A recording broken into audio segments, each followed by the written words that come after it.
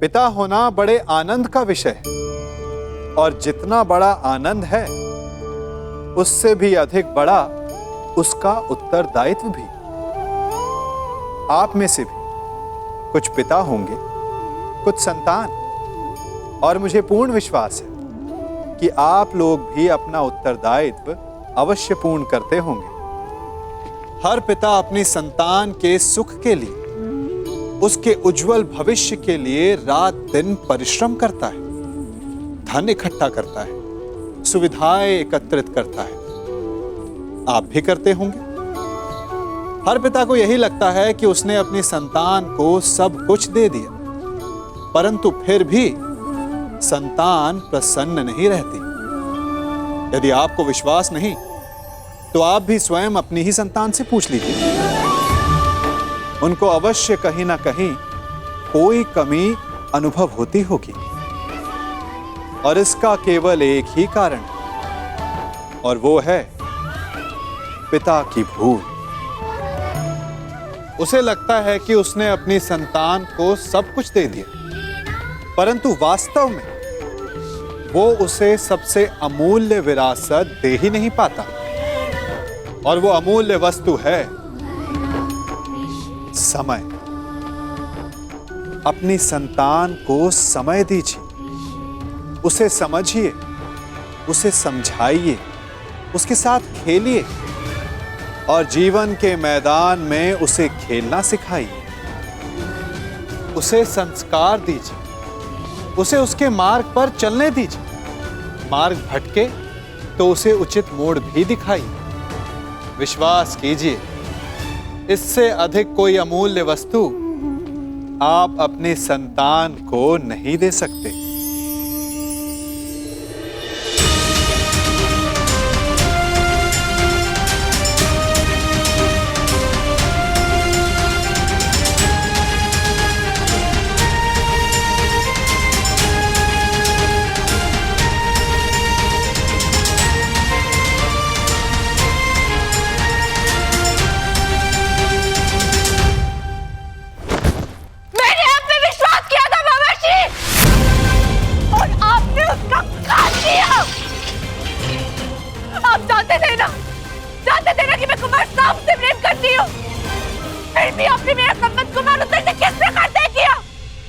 धैर्य, निश्चित रूप से ये गुण तुम्हें अपने पिता से मिला है लक्ष्मणा।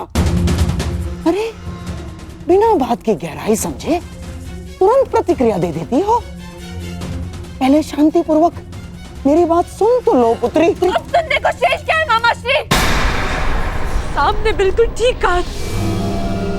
मुझे आंख बंद करके किसी पे विश्वास नहीं करना चाहिए था, और आप पर विश्वास करके मैंने बहुत बड़ी भूल की है। इससे श्रेष्ठ तो ये होता कि मैं स्वयं जाके पिताजी से बात कर। आपने मेरे जीवन में दुख के बीज बो दिए मामा जी।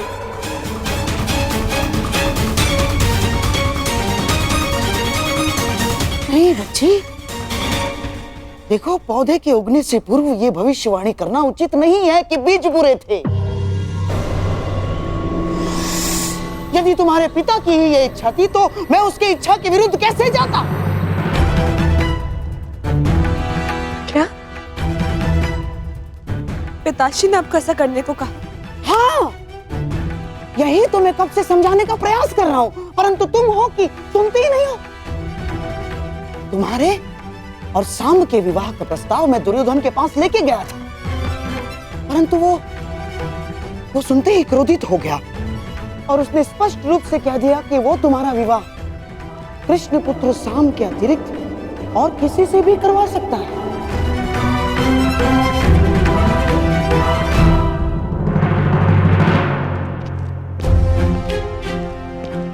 सेवक, ठीक है, तुम्हारी लक्ष्मणा कहाँ है? जी उस और अंतिम कक्ष में। ठीक है। परंतु आपने उन्हें बताया नहीं कि मैं सांब से प्रेम करती हूँ। मैंने बताया उसको।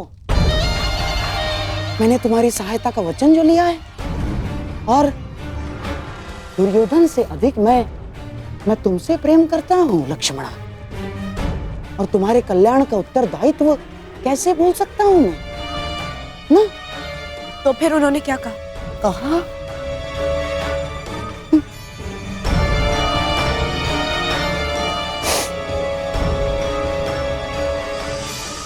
पहली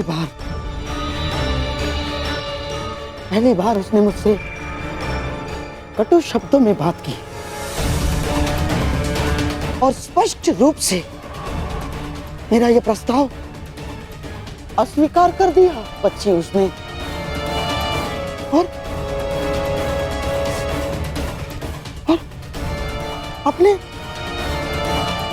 अपने मामा के नाश की चेतावनी दे डाली उसने। और बच्ची उसने मुझे आदेश दिया कि मैं कुमार उत्तर से तुम्हारे विवाह के विषय में विराट राज से चर्चा करूं। और तुम तो जानती हो बच्ची कि तुम्हारे पिता को जब क्रोध आता है तो वो अपने पिता की भी नहीं सुनता। और मैं तो ठहरा मामा।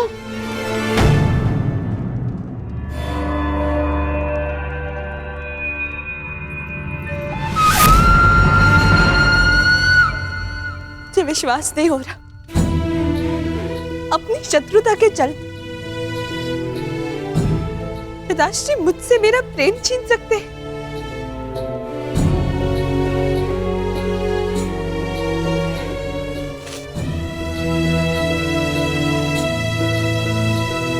ठीक है, तो मैं भी उन्हीं की पुत्री हूं। मैंने निर्णय ले लिया है, अपने वर का चयन करना हर स्त्री का अधिकार होता है और मेरा यह अधिकार मुझसे कोई नहीं छीन सकता और मैं इस अधिकार का प्रयोग करूंगी। मैं शाम से प्रेम करती हूँ और केवल उसी से विवाह करूंगी, उसके अतिरिक्त किसी और से नहीं। और मेरा ये निर्णय कोई नहीं टिका सकता। अपने प्रेम की राह में मैं किसी को नहीं आने दूंगी, फिर चाहे वो मेरे पिताश्री ही क्यों ना हो।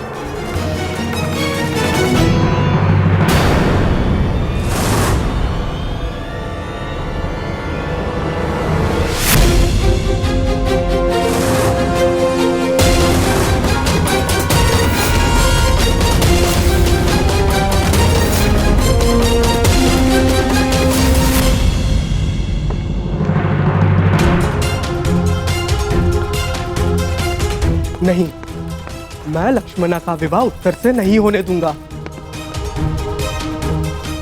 मुझे कुछ करना होगा। साम,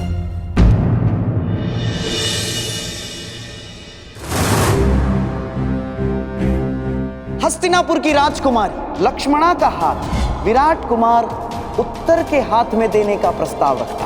आपका क्या मत है प्रथम पूज्य वासुदेव? मैं गांधार नरेश के विचारों से पूर्णतः सहमत हूं। साम, जो कुछ होता है सबके हित के लिए होता है पुत्र। अच्छा, फिर आपका मेरा पिता होना क्यों मेरे हित में नहीं हुआ?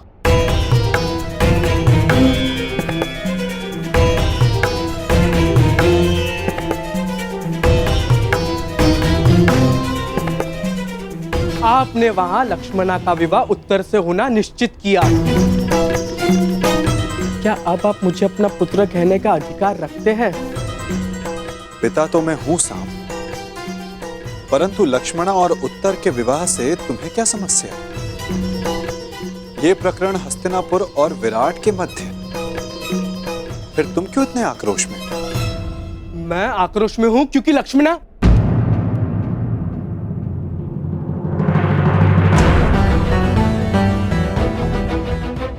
सारा संसार कहता है कि आप सबके मन की बात जानते हैं, तो फिर आप ये नहीं जानते कि मैं आक्रोश में क्यों हूं?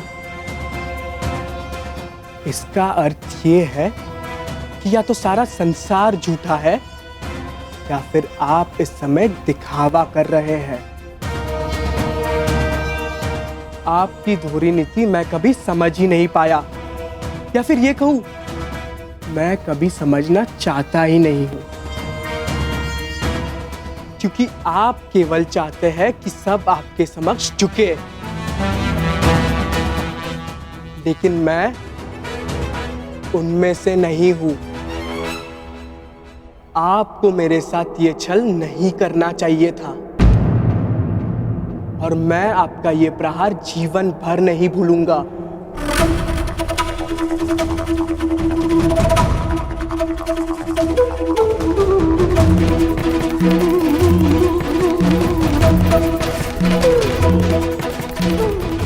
तुम जो मेरे साथ करने वाले हो पुत्र, वो सारा संसार नहीं भुला पाए, परंतु तब भी हर पिता की भांति मैं तुम्हें क्षमा करता रहूंगा और तुम्हें अपनी ही भूल से शिक्षा लेते देखता रहूंगा।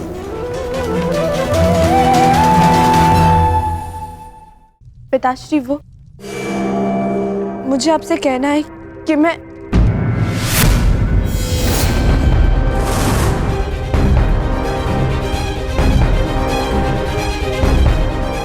दुर्योधन, ईश्वर के लिए इस बच्ची पर रुष्ट ना हो।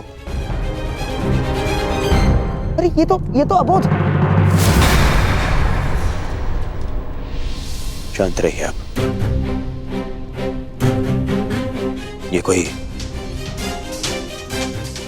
राजनीति का चौसर नहीं है और ना ही रणभूमि का खेल। ये मेरा परिवार है, मेरे परिवार की प्रकरण है, और इसके मध्य में आपको बोलने की अनुमति नहीं देता हूं। आज केवल मैं बोलूंगा और आप सुनेंगे।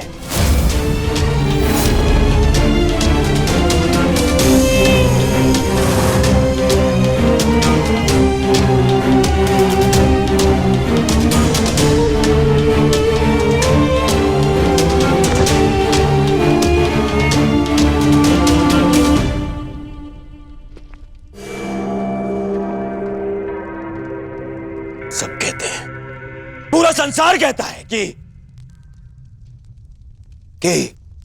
दुर्योधन सत्पुरुष नहीं बन सकता। ठीक है, ठीक ही तो है, क्योंकि जब मैं अपने बीती भूलों को देखता हूं तो मुझे प्रतीत होता है, मुझे प्रतीत होता है कि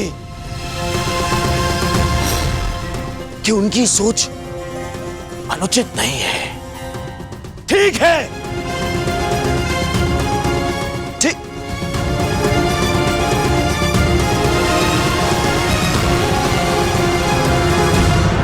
परंतु जब मैं तुम्हें देखता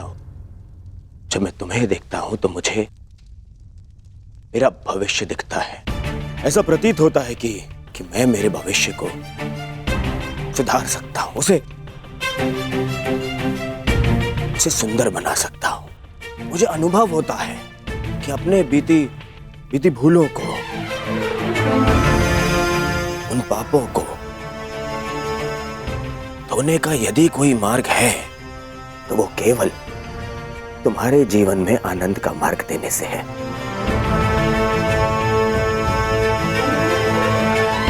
पुत्री, मैंने तुम्हें सब कुछ दिया। तुम्हारी माता टोकती थी, परंतु जो वस्तु तुमने मांगी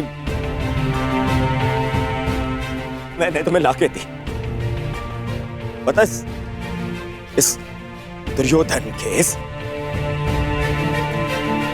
दुर्जय योद्धा के मन में कोई कोमल भाव है ना, वो केवल तुम्हारे लिए है पुत्री।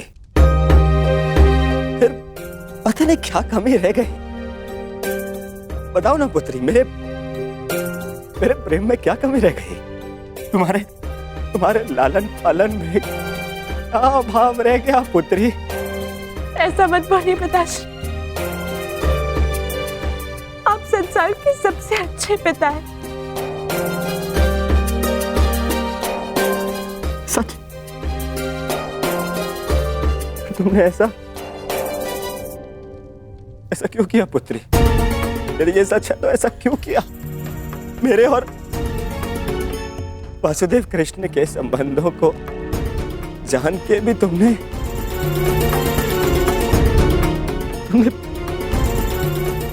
ये निर्णय लिया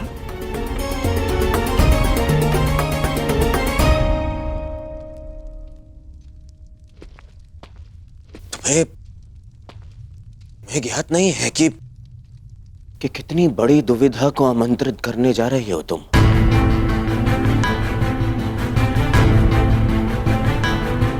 मैं शाम के साथ में तुम्हारा आकर्षण समझ सकता हूं पुत्री, परंतु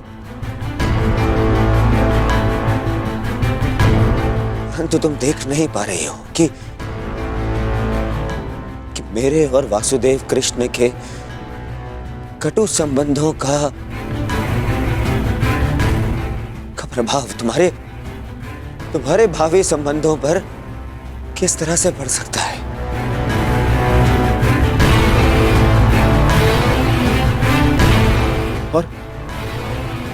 और कोई भी पिता अपनी पुत्री को अपने कारण कष्ट में नहीं देख सकता है पुत्री।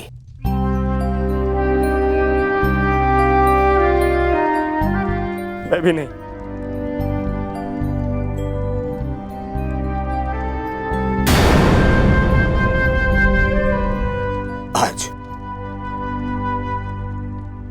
आज ये पिता अपनी पुत्री से विनती करता है। मैं विनती करता हूं पुत्री तुमसे, शाम को अपने दिल अपने मन से निकाल दो पुत्री।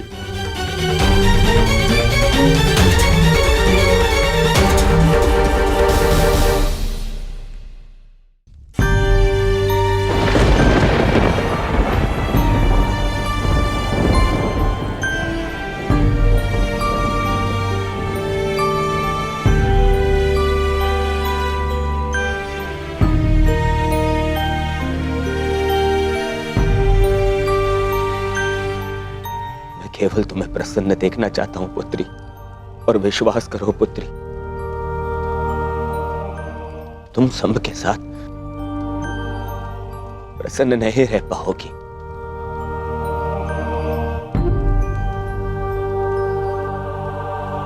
तुम्हारे साथ केवल तुम्हारा भविष्य नहीं, हस्तिनापुर का भी मान और सम्मान जुड़ा है।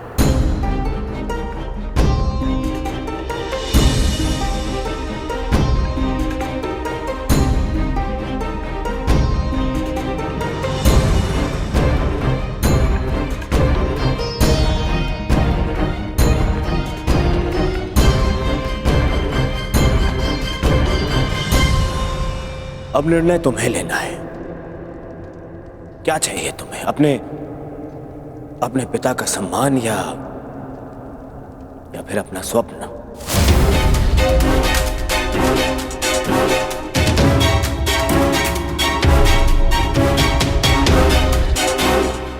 विवाह का निर्णय लक्ष्मणा पर छोड़कर दुर्योधन ने मेरे सारे किए पर पानी फेर दिया।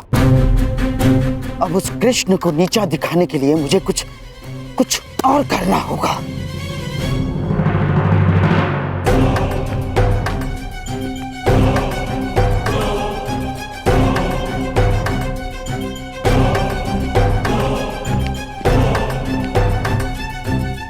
कुमार साम,